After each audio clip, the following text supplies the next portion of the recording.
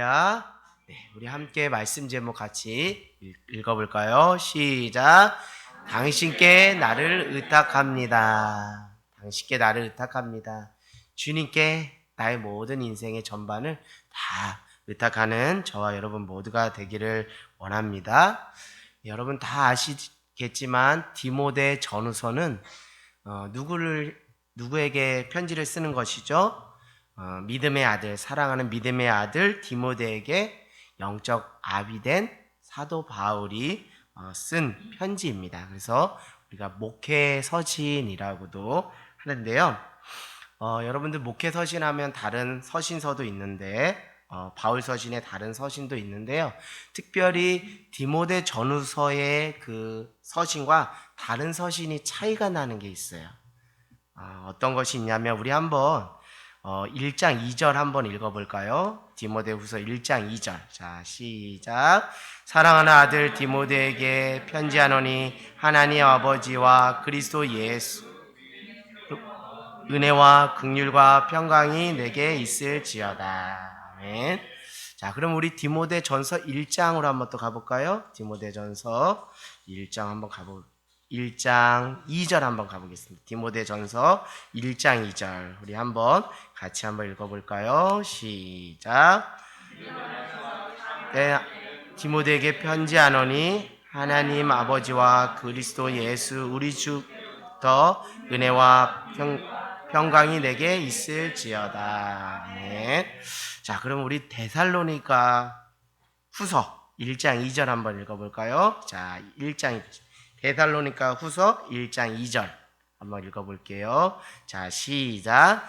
하나님 아버지와 주 예수 그리스도로부터 은혜와 평강이 너희에게 있을지어다. 아멘.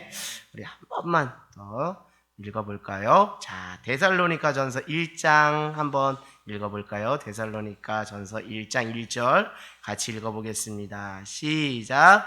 바울과 실로 디모데는 하나님 아버지와 주 예수 그리스도 안에 있는 데살로니가인의 교회에 편지하노니 은혜와 평강이 너에게 있을지어다. 아멘.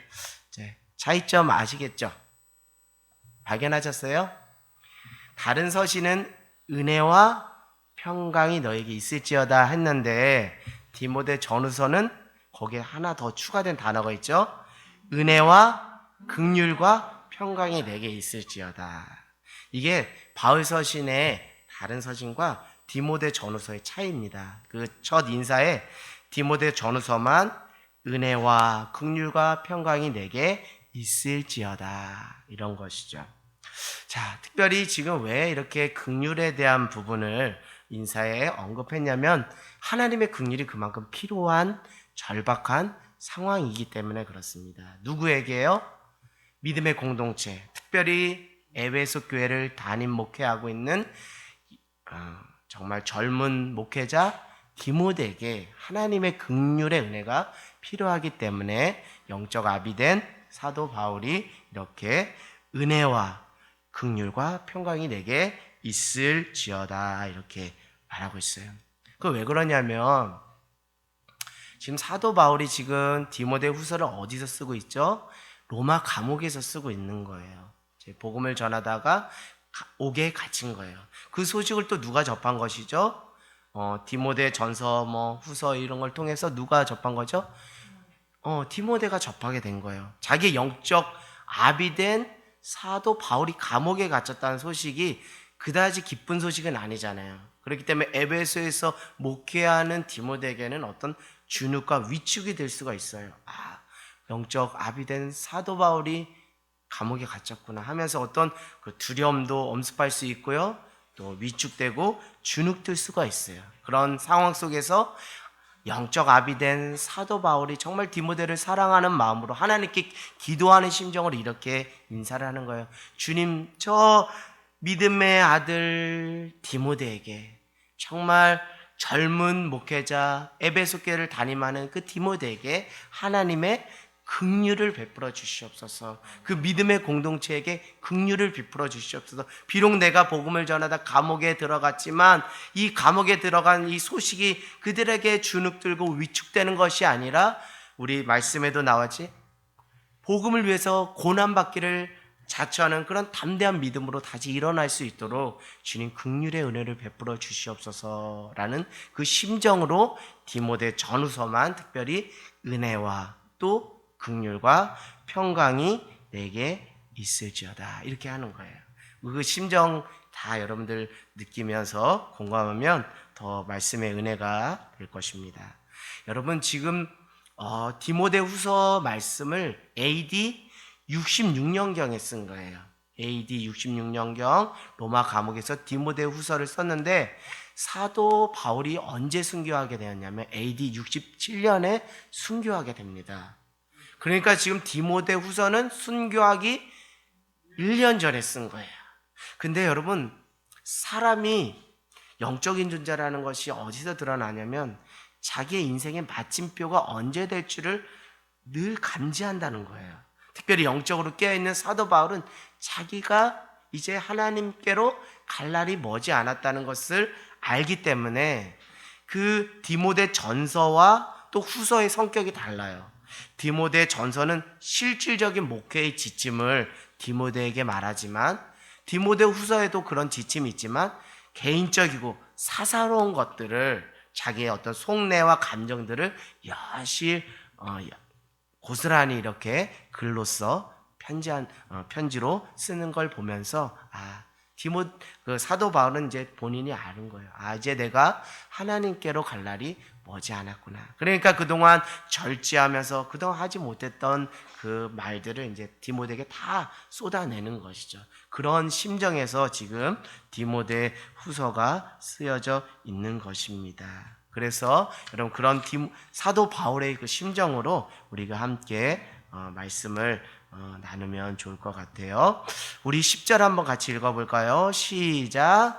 이제는 우리 구주 그리스도 예수의 나타나심으로 말미암아 나타났으니 그는 사망을 패하시고 복음으로써 생명과 썩지 않을 것을 드러내신지라. 아멘. 예수님께서 어떻게 하셨다고요? 사망 권세를 깨뜨리시고 어떻게 하셨다고요? 부활하셨다는 거예요. 예수 부활하셨다는 거예요. 그것을 10절에 언급하고 있는데 그것은 다른 것이 아니라 너희들이 지금 현재 고난받고 있지만 이 고난이 여러분의 인생의 끝이 아닙니다. 여러분도 부활의 첫 열매 되신 예수 그리스도처럼 여러분도 부활할 수 있으니 부활의 산소망으로 승리하십시오라고 이렇게 10절에 이렇게 쓰고 있는 것이죠. 우리 11절에 한번 같이 읽어봅시다. 시작. 내가 이 복음을 위하여 선포자와 사도와 교사로 세우심을 입었노라. 누가 부르셨다는 거예요? 하나님께서 자신을 불렀는데 무엇을 위해서? 복음을 위해서.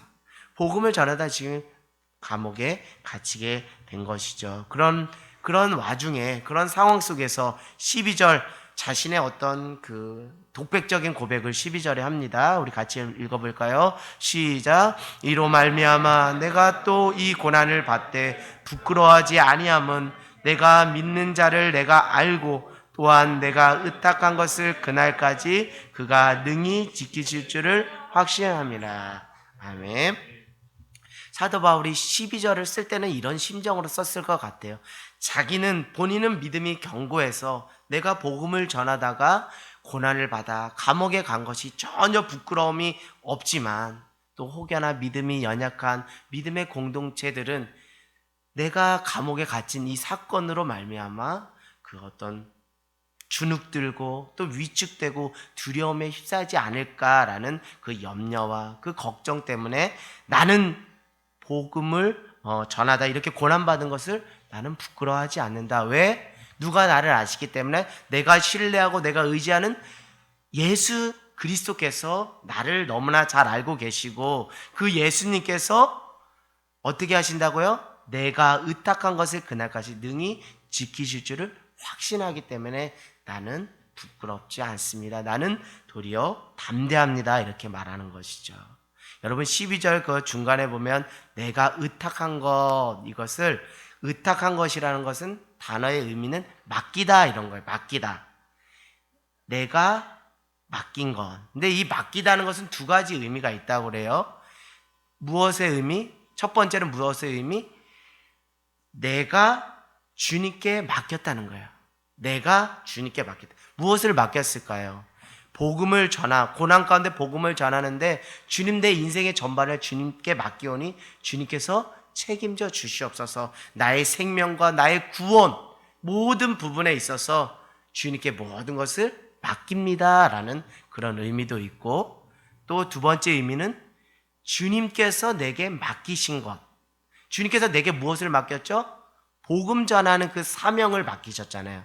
복음 전하는 그 사명을 전하는데 때론 고난과 핍박이 있지만 그 마지막 때에 그것이 물거품으로 끝나는 것이 아니라 그 마지막까지 그것이 하나님께서 그 사역을 지키심으로 그 사역의 열매를 맺혀 가실 것을 확신합니다라는 두 가지 의미가 다 있다고 보시면 됩니다. 그냥 결론적으로 말씀드리면 다른 것이 아닙니다.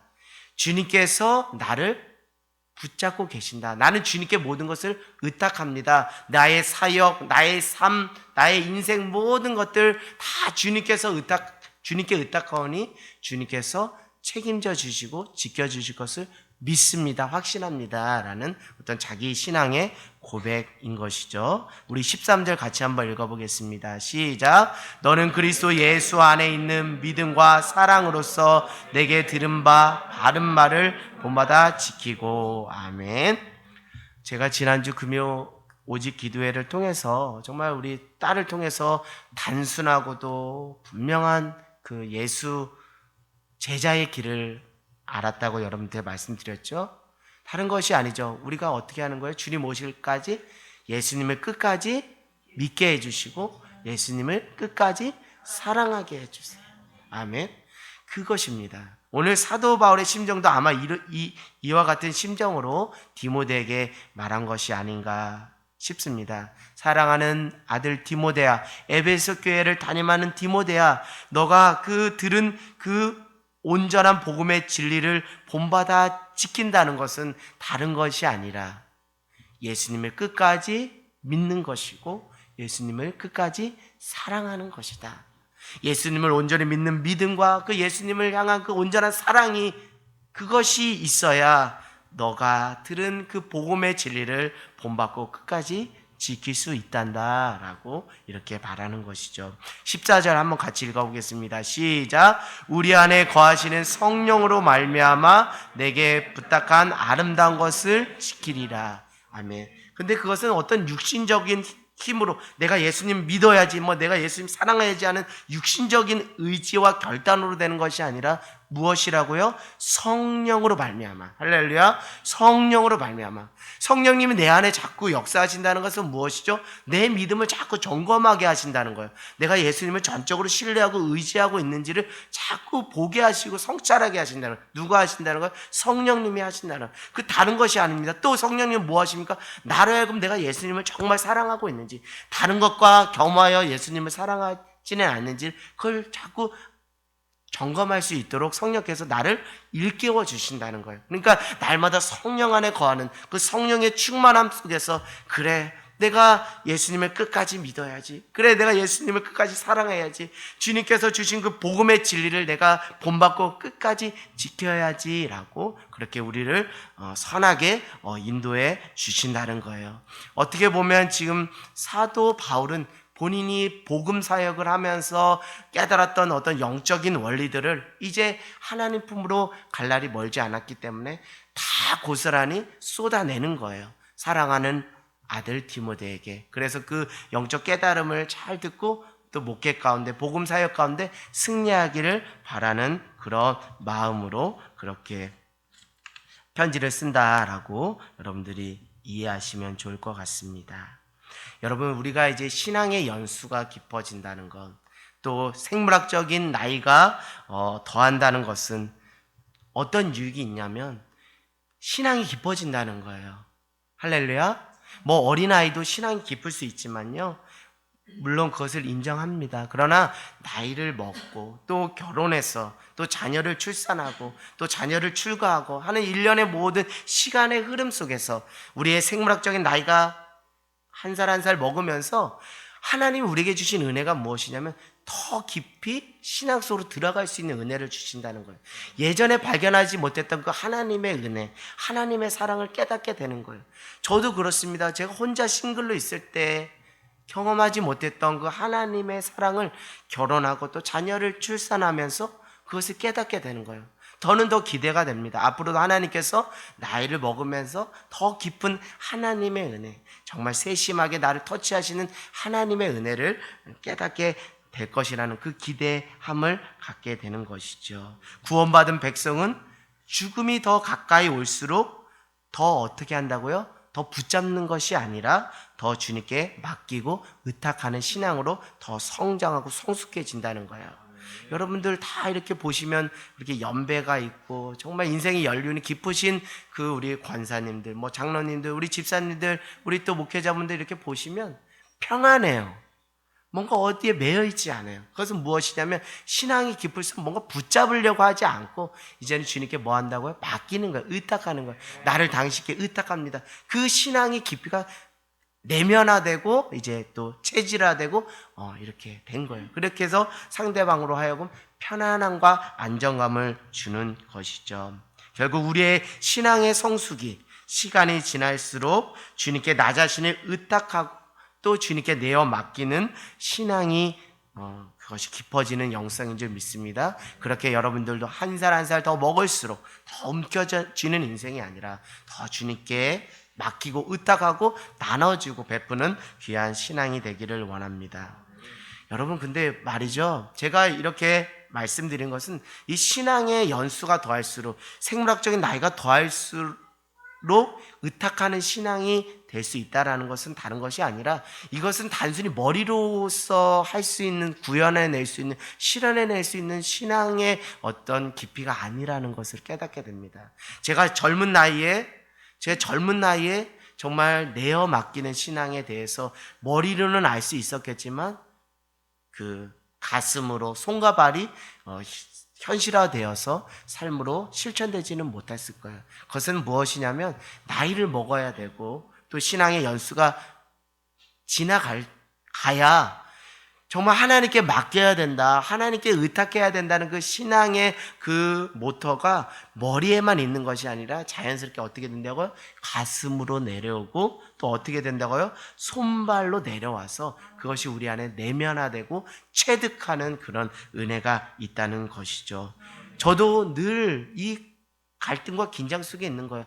내가 맡겨야지, 내가 의탁해야지 하는데 머리로는 되는 거예요. 근데 가슴으로 안 내어놓는 거예요. 참 그것이 내가 더 하나님 앞에 연결해야 되는구나 라는 생각을 하게 되는 것이죠.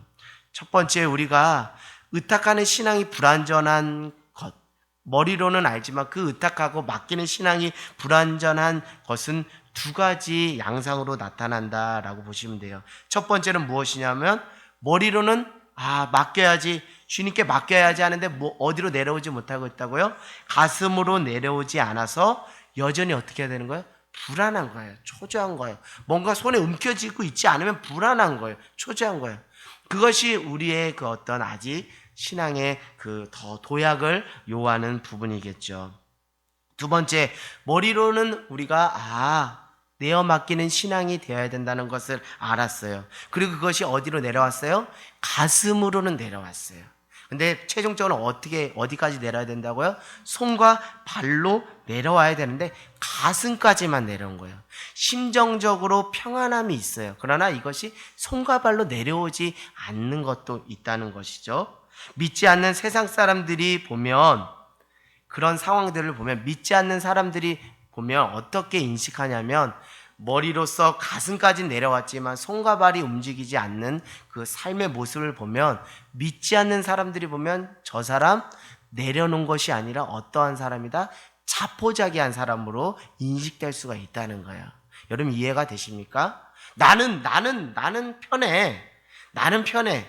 근데 다른 사람들이 보기에는 손과 발까지 전인격적으로 내려오지 않는 내려놓음의 신앙이 되지 않으면 다른 사람이 볼 때는 저 사람 그냥 대충 사는 사람, 자포자기한 사람으로 그렇게 인식될 수가 있다는 것이죠. 사랑하는 여러분, 다른 것이 아닙니다. 내어 맡겼다는 것은 우리의 머리에만 국한시키는 것도 아니고 우리의 가슴에만 국한시키는 것이 아니라 비로소 손과 발까지 내어가서 우리의 전인격적 영혼육을 턱 하고 주님께 맡길 때 그 사람이 의탁하는 신앙이다라는 것을 우리가 알 수 있습니다.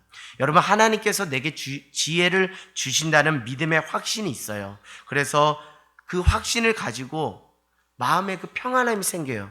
그러면 그 확신과 평안함 가지고 실제로 또 어떻게 해야 되죠?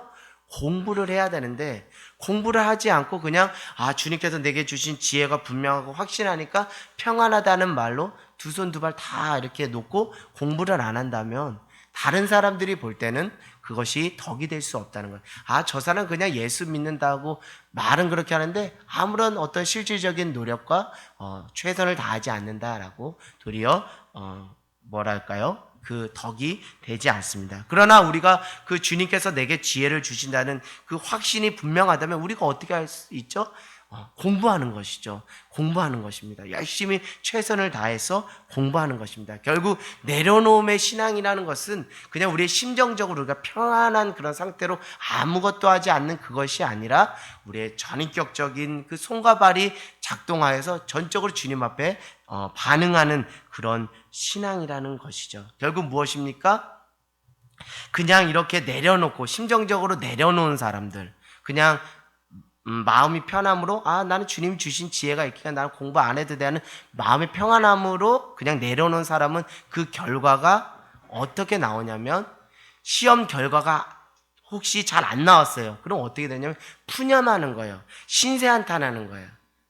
그러나 머리로도 알고 가슴으로도 알고 또 손과 발이 내려온 사람은 결과가 어떻든지 간에 하나님께 감사하는 거예요. 왜요? 전인격적으로 다 맡겼기 때문에 그 결과까지도 맡긴 거예요. 그러나 마음까지만 내려온 사람은 그 시험 보기 전까지만 평안해요. 그러나 그 결과를 보고 푸념하고 또 못 봤네 이렇게 한다는 거예요. 여러분, 우리가 오늘 우리의 내려놓음의 신앙에 대해서 우리가 아는 그 개념에 국한시키지 말고 하나님이 정말 바라시는 신앙의 모습, 내가 한 해 두 해 신앙의 연수가 더하면서 나는 진짜 하나님 앞에 내 인생의 전반을 전인격적으로 영혼육을 다 맡기면서 신앙생활하고 있는지를 우리가 점검하는 저와 여러분 모두가 되기를 원합니다. 다 맡기면요, 세상이 줄 수 없는 그 평안이 나의 것이 되는 줄 믿습니다. 사도 바울은 이제 AD 67년에 이제 순교를 당하는데요. 죽음을 1년 앞둔 AD 66년경에 그는 정말 신앙의 그 내려놓음, 의탁하는 신앙의 절정, 최고봉에 올랐다라고 저는 오늘 말씀을 준비하면서 그것을 깨달았어요. 결국 머리로서 또 가슴으로서 손과 발로 내려와서 또 그의 삶이 정말 주님께서 그냥 끝까지 지켜주실 것을 믿습니다. 그러니 나는 고난 받는 것으로 전혀 부끄러워하지 않습니다 라고 이렇게 이야기를 하는 것이죠. 그런데 여러분, 이 의탁한다는 것, 이 내려놓는다는 이 신앙이 정말 쉬운 것 같지만 영적인 원리를 알지 못하면 이것이 도무지 우리 삶에 실현될 수가 없어요. 그래서 여러분 10절부터 우리가 같이 볼 텐데요. 우리 아까 전에 읽었기 때문에 따로 읽지는 않겠습니다. 10절은 예수님께서 사망 권세를 깨뜨리시고 무엇 하셨다는 것이죠? 부활하셨다는 거예요. 부활의 첫 열매가 되셨다는 거예요. 여러분, 부활 신앙이야말로 우리 안에 부활 신앙이 견고할 때 나도 예수님처럼 부활한다, 다시 산다는 그 확신이 있을 때 우리가 어떻게 할 수 있다고요? 전적으로 주님 앞에 내려놓는 믿음의 신앙이 될 수 있다는 거예요. 그것을 먼저 본으로 보여준 분이 바로 사도 바울이라는 거예요. 사랑하는 여러분 지금의 삶은 고난일지 몰라도 부활의 첫 열매 되신 예수님처럼 여러분도 부활 신앙으로, 부활의 산소망으로 살아갈 때 모든 것을, 우리 삶의 모든 부분을 주님께 다 맡기게 될 줄 믿습니다. 여러분 11절에 보니까 주님께서 나를 무엇을 위해서 부르셨다는 거예요? 복음을 위해서, 복음 전파를 위해서 나를 부르셨다는 거예요. 이것은 다른 것이 아닙니다. 내려놨다는 것은 그냥 자포자기하는 것이 아니에요. 분명한 인생의 방향과 목적이 분명한 것입니다. 사명이 분명한 거예요. 하나님이 나를 부르셨구나. 무엇을 위해서? 복음을 위해서, 죽어가는 영혼에게 복음을 전하기 위해서 나를 부르셨다는 자기 정체성이 분명할 때 우리가 그 분명한 자기 정체성 안에서 나 자신을 하나님께 전적으로 의탁할 수 있는 거예요. 사도 바울은 그래서 주님 앞에 자신을 의탁하게 된 것입니다. 그래, 주님이 부르시니까 주님이니까 책임지실 이도 누구시다? 주님이시지. 주님이 나를 복음 전하기 위해서 나를 부르셨기 때문에 복음 전하다가 고난을 받지만 나중은 최종적으로는 주님께서 그것이 헛수고로 끝나지 않고 주님께서 반드시 열매 맺고 지켜주실 거라는 확신이 있는 것이죠. 사랑하는 여러분도 동일하게 주님께서 왜 이 땅에 불러주셨습니까? 나 혼자 잘 먹고 잘 살기 위해서? 그렇지 않아요. 죽어가는 영혼에게 예수 생명 그 복음을 전하기 위해서 여러분을 부르신 줄 믿습니다. 그 부름에 반응하여서 복음을 전하다 보면 때로는 왜 고난이 없고 핍박이 없겠어요? 사람들의 비아냥이 왜 없겠습니까? 그러나 내가 주님께서 나를 부르셨고 내가 복음을 전하기 위해서 이 땅에 주님께서 나를 보내셨다는 자기 정체성이 분명하면 때로는 그 비난이 쓰라리게 들리지만 다시 회복하여 다시 또 사명을 감당하게 되는 줄 믿습니다. 사랑하는 여러분, 여러분은 주님께서 복음을 전하기 위해서 이 땅에 먼저 보내주신 하나님의 은혜가 여러분에게 있는 줄 믿습니다. 여러분 12절을 보니까 우리가 믿는다는 것, 의탁한다는 것, 우리가 뭐 이렇게 동영상을 보면 이렇게 여러분들이 알 거예요. 우리 친구 2명이 있는데 한 명이 친구야 내가 너 뒤에서 받아줄 테니까 기대 이렇게 딱 몸을 나한테 의탁해 할 때 의탁하는 친구도 있지만 또 의탁하지 못하는 친구가 있어요. 그것은 무엇이죠? 내가 맡기는 대상에 대한 어떤 전적인 신뢰의 관계가 형성되지 않았기 때문에 그런 거예요. 그러나 지금 사도 바울은 내가 의탁할 대상에 대한 전적인 신뢰와 믿음과 확신이 있는 거예요. 그분이 누구신데요? 예수 그리스도잖아요.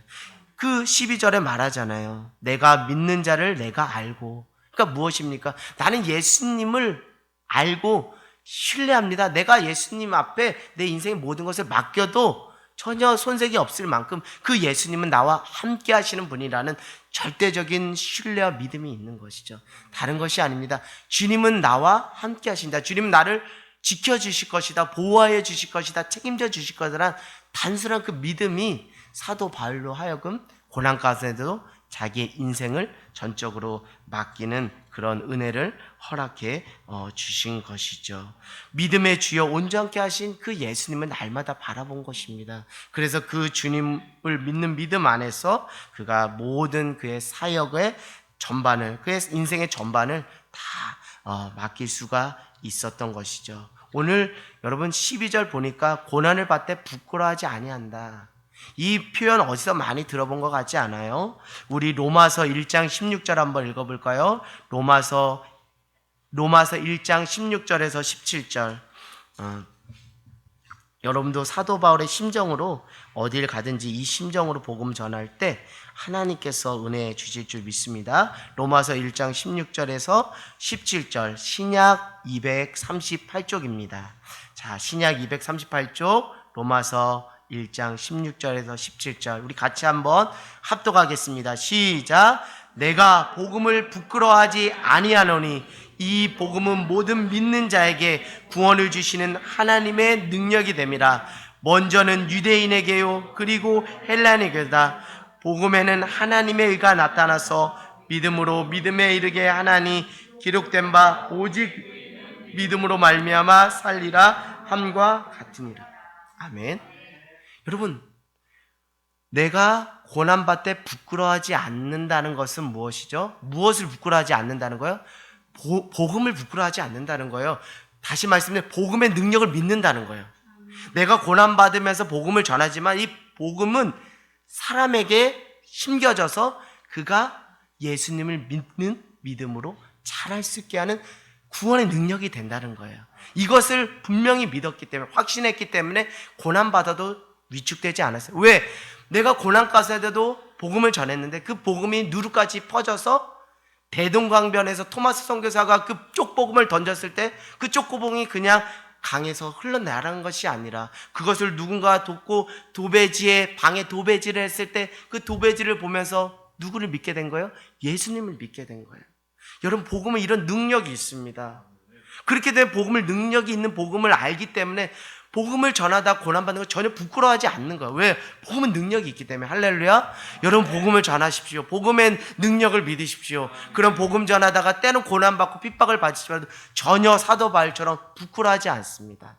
복음이 때가 되면 누구까지 전파되어서 믿지 않는 사람, 정말 그토록 예수 핍박하며 예수 믿는 사람을 비난하고 조롱하던 사람도 하나님의 은혜 때 그를 예수 믿는 사람으로 변화시킬 수 있는데, 무엇이요? 내가 하는 것이 아니라 무엇이요? 복음이 그렇게 한다는 거예요. 그렇기 때문에 때를 얻든지 못 얻든지 복음을 전하십시오. 그 복음이 가족 구원을 이루는 놀라운 은혜가 있을 줄 믿습니다. 믿지 않는 이웃도 정말 죽어가는 그 열방에 그 복음이 뿌려질 때 그 주께로 돌아오는 놀라운 은혜가 우리에게 충만하게 임하게 될 줄 믿습니다. 이 확신이 있었기 때문에, 이 복음에 대한 능력, 이 확신이 있었기 때문에 전적으로 누구에게 의탁할 수 있었다고요? 주님께 모든 것을 다 의탁할 수 있었다는 거예요. 때론 저도 목회를 하다 보면, 이렇게 전도를 하다 보면 제 안에 갈등이 있는 것이 다른 것이 아니에요. 복음을 부끄러워하기 때문에 갈등이 생기는 거예요. 복음은 완전하고 복음은 참 진리고 생명인데 내가 복음을 전할 때 저 사람이 그거 튕겨나갈까? 저 사람이 또 괜히 또 안 좋게 생각하는 거 아니야? 저 사람이 또 이거 복음 전하다 또 저 사람이 할당교회 너무 극심, 너무 그렇게 막 오버하는 거 아니냐고 또 다른 안 좋은 이미지가 덮씌워져서 또 좀 안 좋게 생각하는 거 아니야?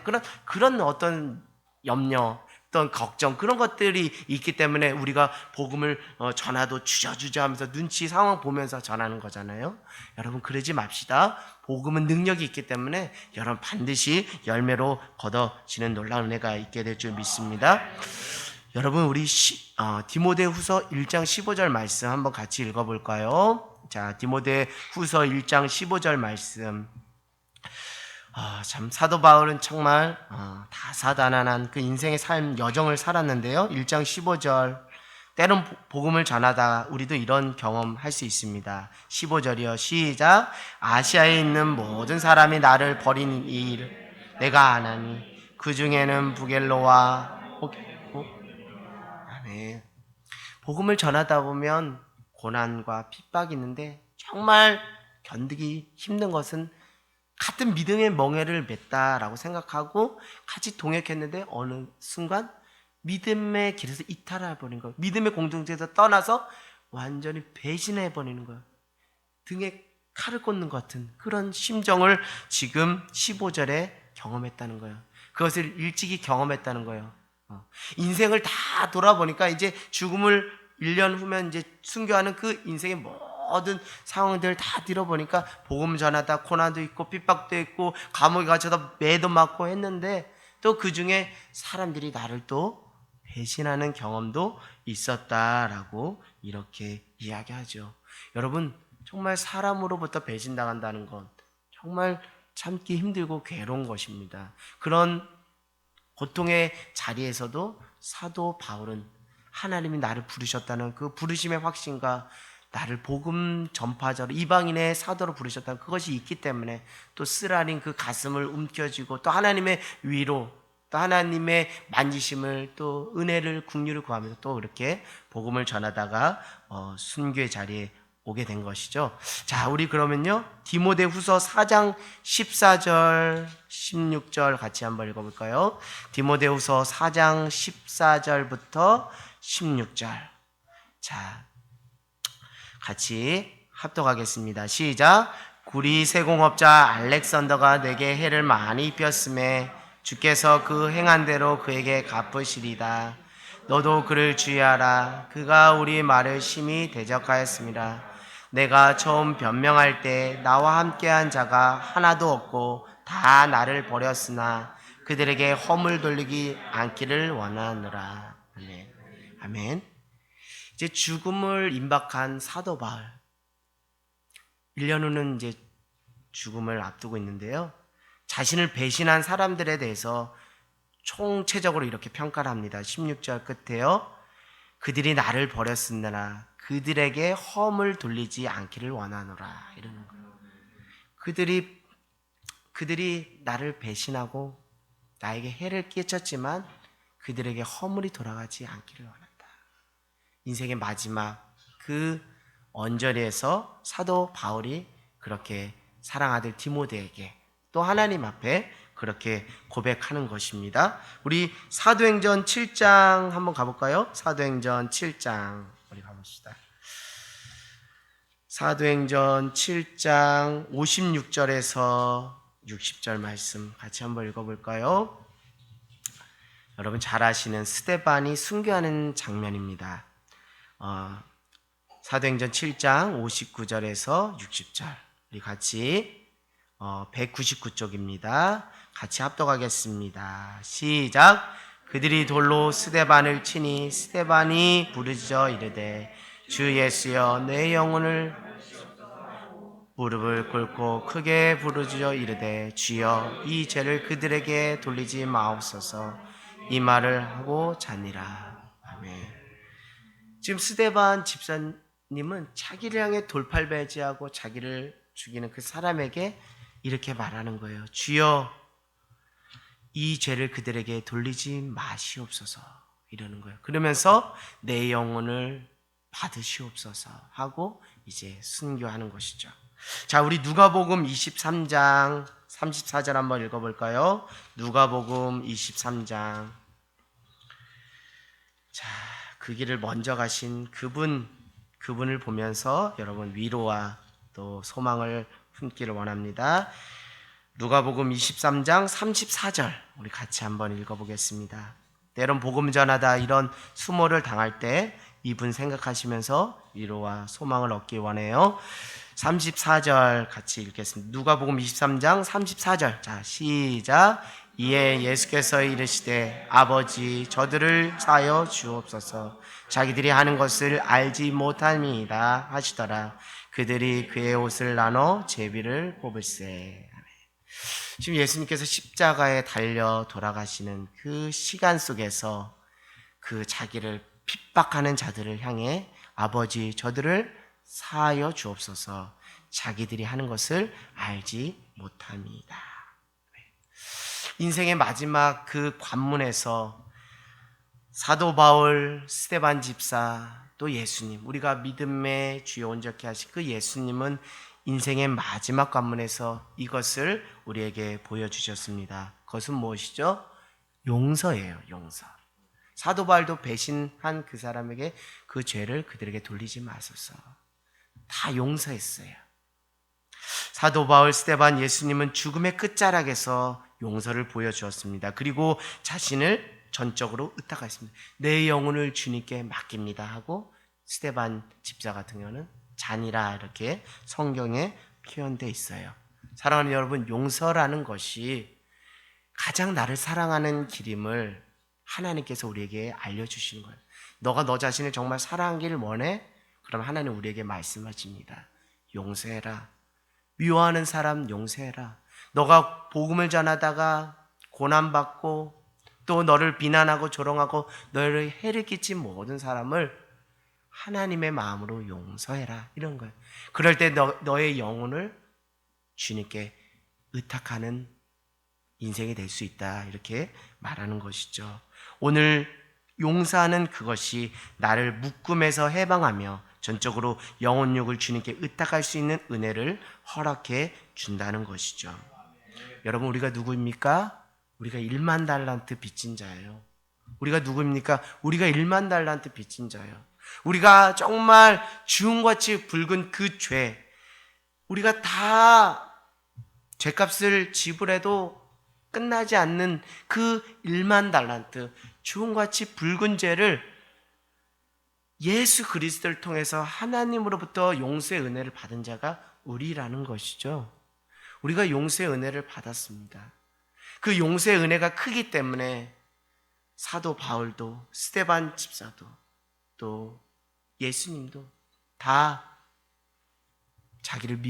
자신에게 위협을 가하고 핍박하는 그 사람을 용서할 수 있었다는 것이죠. 여러분, 마지막 인생의 끝자락 언제가 될지는 우리가 알지 못하지만 인생의 연수가 더하면 더할수록 어떻게 된다고요? 하나님 우리에게 은혜를 주시는데 그 은혜는 무엇이라고요? 움켜쥐는 것이 아니라 내어 맡기는 그 신앙으로 깊어지게 하신다는 거예요. 그 관문에 우리가 반드시 풀어야 될 숙제가 있다면 그것은 다른 것이 아닙니다. 용서예요. 여러분, 인생의 마지막 끝자락에서 끝까지 누군가를 용서하지 못하는 그 인생을 보면, 다시 말씀드리면 그가 예수님을 믿었다 할지 몰라도 그가 전적으로 누구를 신뢰하고 의탁하지 못했다는 거예요. 하나님을 전적으로 신뢰하고 의탁하지 못했다는 거예요. 그러나 인생의 막바지에 갈수록, 신앙의 연수가 더할수록 미워하는 사람들보다 사랑하는 사람이 많고, 정말 증오하는 사람보다 내가 용서를 베푼 사람이 많다면, 그 사람은 다시 말씀드리면 하나님께 내 인생을 전적으로 맡기는 그 신앙의 모습인 줄 믿습니다. 사랑하는 여러분, 여러분 지금 누구를 미워하고 있습니까? 누구를 또 용서했습니까? 여러분이 1만 달란트 빚진 자 아닙니까? 그 은혜를 입은 자 아닙니까? 그러면 그 은혜로 다른 영혼들을 한번 용서해 보십시오. 그 용서의 은혜가 여러분을 묶임에서 해방케 하며, 여러분이 정말 하나님이 여러분에게 그토록 바라시는 의탁하는 신앙, 주님께 내어 맡기는 신앙으로서 연그러지는 그런 귀한 은혜와 축복이 여러분에게 있게 될 줄 믿습니다. 오늘 이 시간 하나님께서 여러분에게 용서의 은혜를 허락하신다면 그 용서의 은혜를 타인에게 실천하는 저와 여러분 모두가 되기를 원합니다. 빨리 용서하십시오. 주님이 오시기 전에 먼저 용서하십시오. 그리고 여러분의 영혼을 주님께 의탁하는 은혜를 만끽하기를 원합니다. 오늘 이 밤에 성령께서 하나님의 은혜로 여러분 자신이 풀려지는 역사가 있게 되기를 간절히 소망합니다.